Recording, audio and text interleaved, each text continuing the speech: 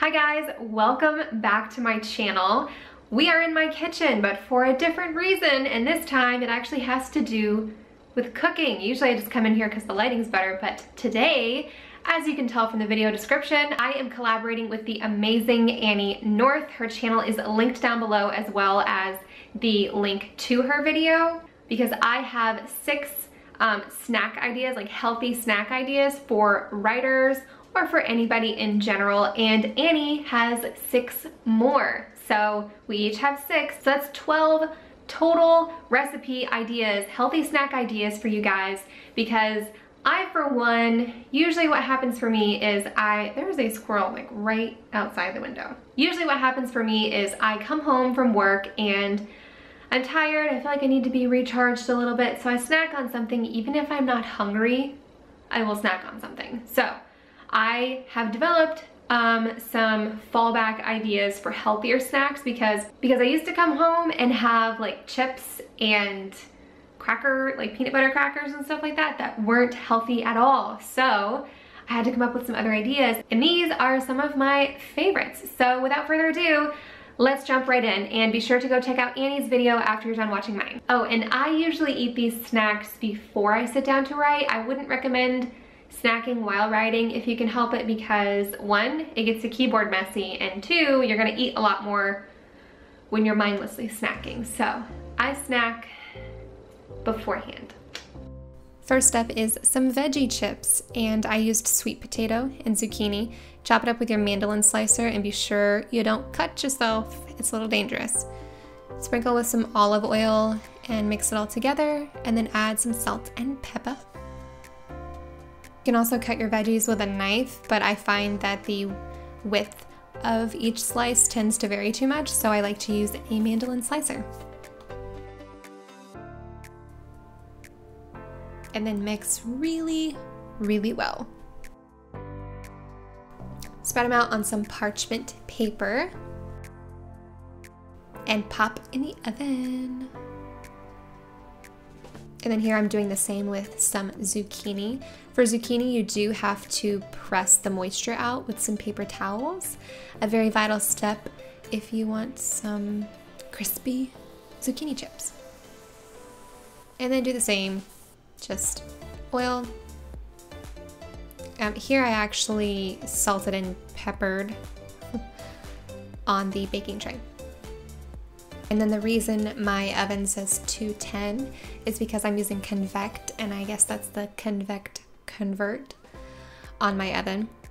But make sure you kind of flip these halfway around, or maybe rotate the pan for even cooking. And there is the final product. My sweet potatoes look a little burnt, but they're not, I promise. Next up is a green smoothie recipe. I actually wanted to make this with cauliflower, but I totally forgot. So I'm just using coconut milk, Vega 1 protein powder in the vanilla chai flavor. I love Vega. It's got antioxidants, probiotics, omegas, fiber, and you can read all of the ingredients. It's amazing. I'm also adding spirulina, even though it already has some in that protein powder. Your favorite nut butter, some frozen banana, and some greens.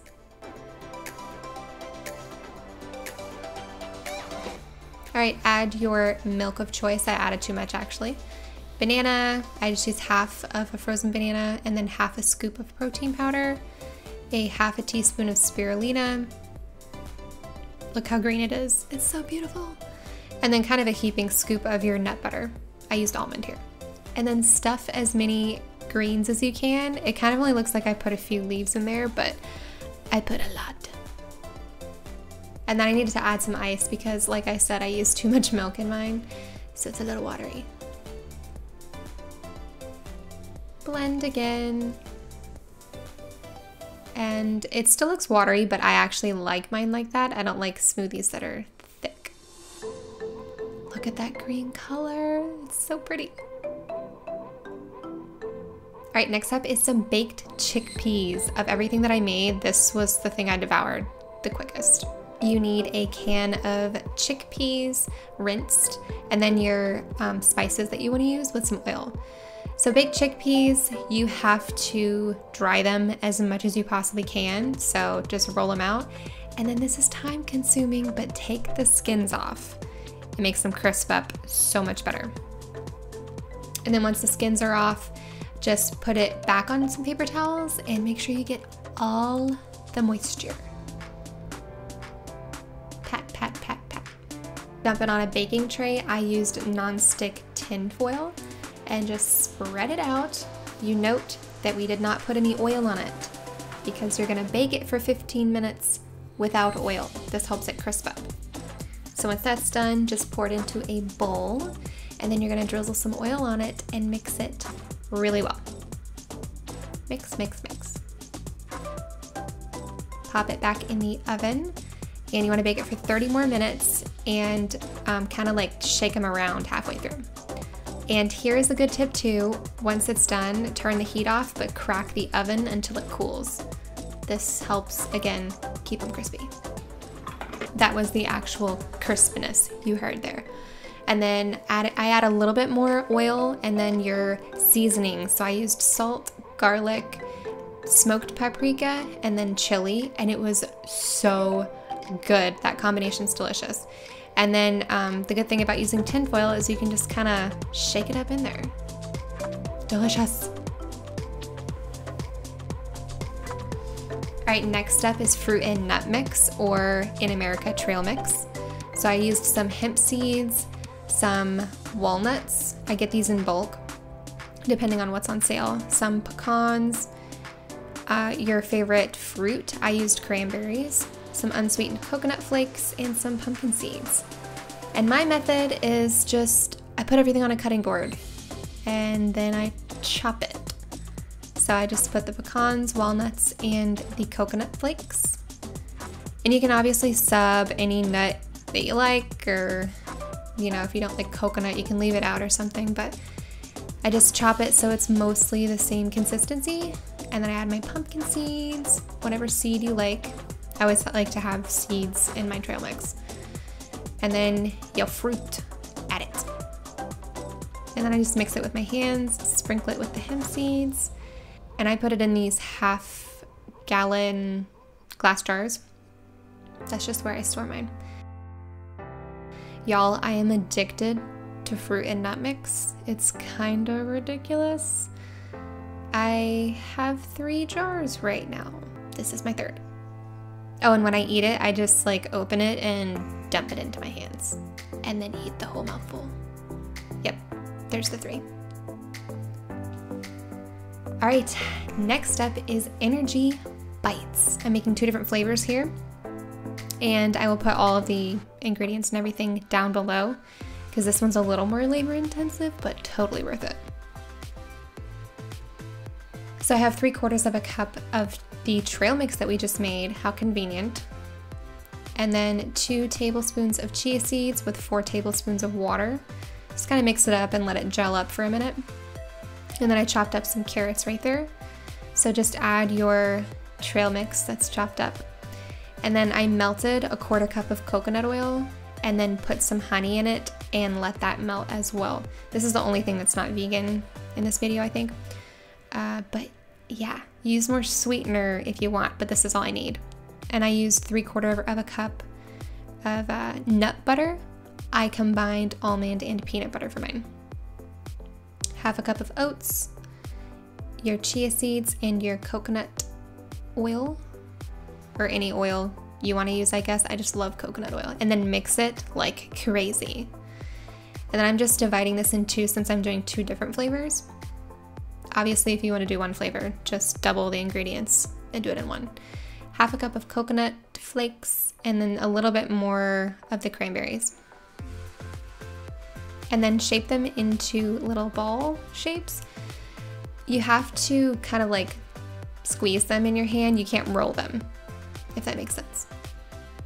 And then for the carrot one, I'm using about 1/2 cup of carrots, a 1/4 teaspoon of cinnamon, a 1/4 teaspoon of turmeric, and then I'm adding a little bit of pepper, which sounds weird, but it helps your body absorb the curcumin in the turmeric. We'll see how many people say I pronounced that wrong. And then again, just kind of like squish it in your hands.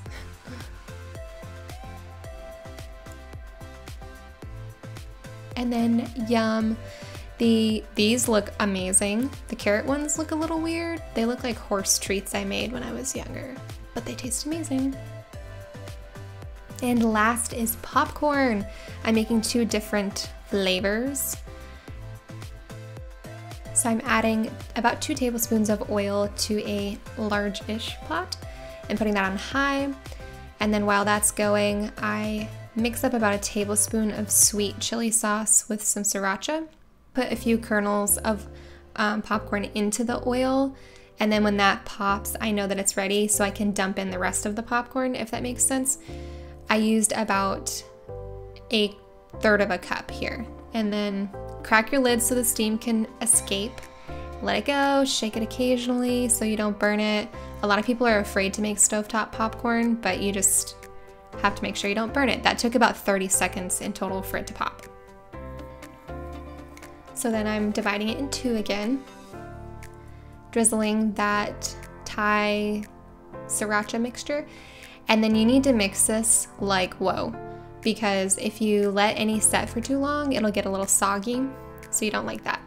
It's nasty. And then I'm just sprinkling the other one with nutritional yeast and garlic and some salt. And instead of nutritional yeast, you can use Parmesan if you want to, but look how delicious that is. It's so good. It tasted amazing. All right, I hope you guys enjoyed watching that little snack video. I have been eating so much the past 2 days in the process of filming this video, so it's been great because I love to eat. All right, be sure to go check out Annie North's channel and her video on this same topic for 6 different ideas for some healthy snacks. All right, I will see you guys in 2 days' time because my AuthorTube collab that I did with all the ladies, the writing video that I did, is going to go up on Friday, so be sure to come back on Friday if you want to see that. And it's all of our favorite writing resources, so you don't want to miss that. All right, I will see you in 2 days. Bye.